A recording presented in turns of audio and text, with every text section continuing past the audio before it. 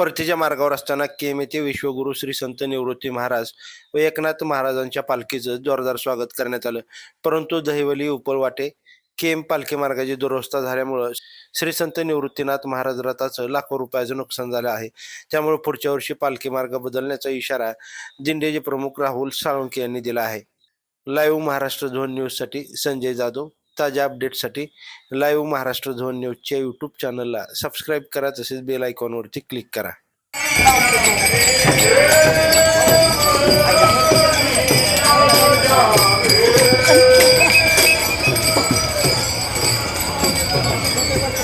काय नाही होता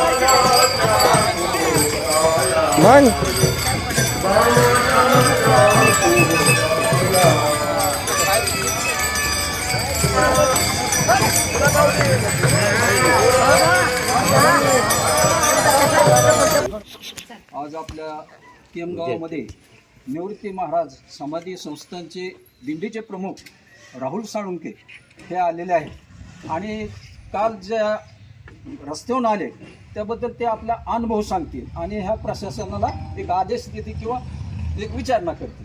काय सांगणार आपण? रामकृष्ण हरी.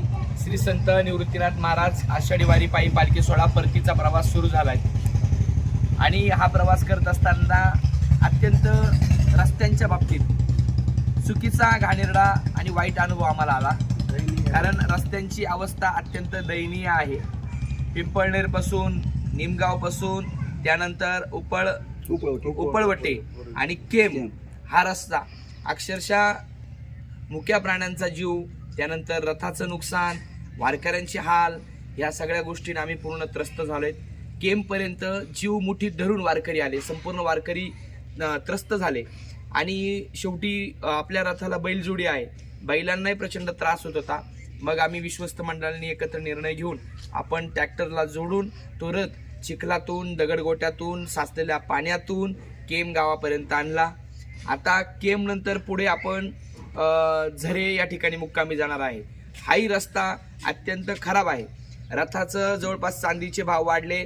रथ हा निवृत्तीनाथांचा हा दुर्मिळ आणि असा विशेष रथ आहे, त्यामुळे या रथाचं खूप मोठं नुकसान झालेलं आहे.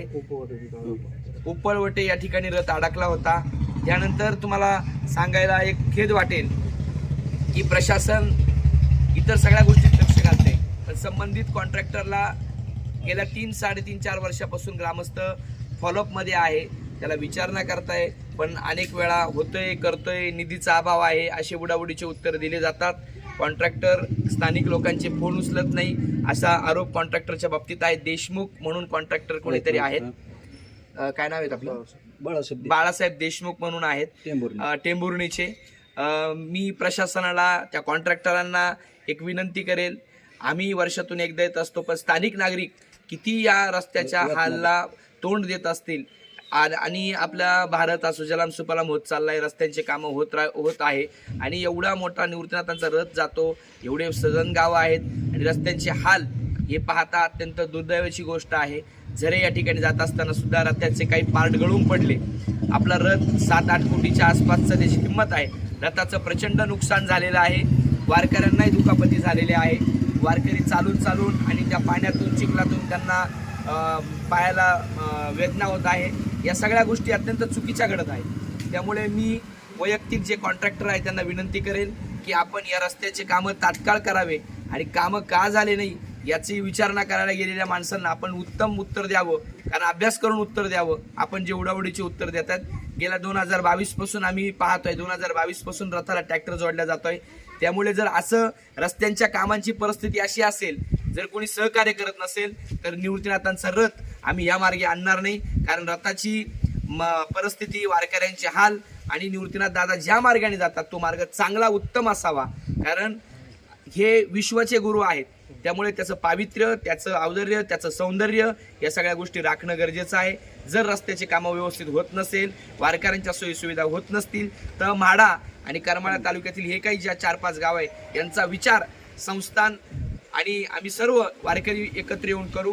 मी अशी सर्व प्रशासनाला आणि संबंधित कॉन्ट्रॅक्टर आणि ग्रामस्थांनाही, तिथील सर्व ग्रामपंचायतीचे सर्व सरपंच असतील, उपसरपंच असतील, ग्रामस्थ असतील, सभापती, उपसभापती, जिल्हा परिषद सदस्य असेल, या सर्वांनी एकत्र येऊन गांभीर्याने हा विषय मार्गी लावला पाहिजे. एका गावातून येत असताना अक्षरशः त्या रस्त्यावरचं पाणी त्या शाळेत जात होतं. मी स्वतः पाहिलं, इतकी वाईट परिस्थिती रस्त्यांची आहे.